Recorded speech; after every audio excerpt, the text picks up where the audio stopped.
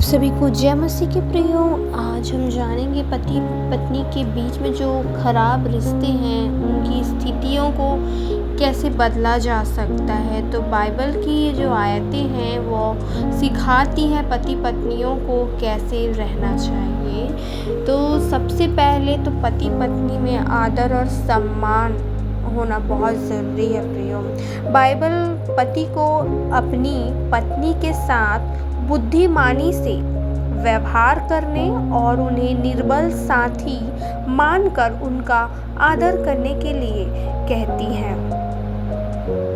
प्रेम पतियों को अपनी पत्नी से प्रेम करना चाहिए और यह प्रेम कार्यों में भी प्रकट होना जरूरी है।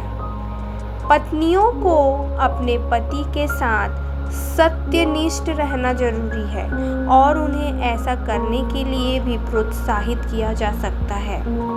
बाइबल पति पत्नी को एक दूसरे को क्षमा करने के लिए भी कहती है प्रियो।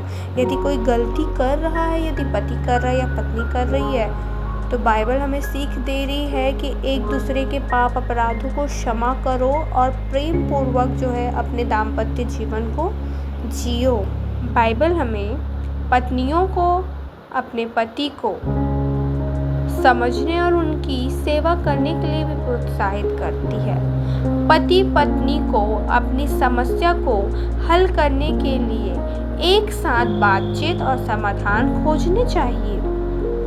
बाइबल पति पत्नी को प्रार्थना के माध्यम से परमेश्वर से मार्गदर्शन और ताकत मांगने के लिए भी कहती है।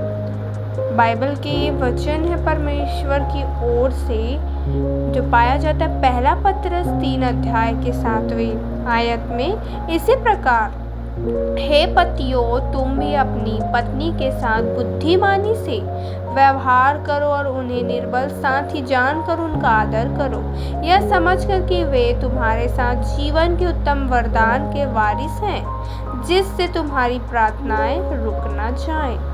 इफिसियों 5 अध्याय का 33 आयत भी हमें बताता है, और तुम सब प्रत्येक अपनी पत्नी को इसी रीति से प्रेम करो और पत्नी अपने पति का आदर करे।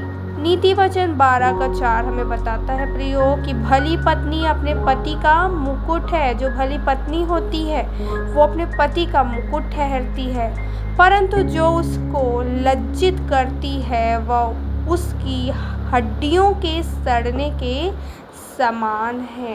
इन वचनों के द्वारा परमेश्वर आपसे बात कर रहा है प्रियो कि यदि पति पत्नी में खराब स्थिति आ चुकी है तो परमेश्वर आपकी अगुवाई कर रहे हैं प्रियो कि एक दूसरे से प्रेम पूर्वक आदर पूर्वक रहे, और यदि किसी ने गलत किया है या पाप किया है एक दूसरे के पीठ पीछे तो वो अपने अपने अपराधों को माने, एक्सेप्ट करे और एक दूसरे के पापों को क्षमा करे।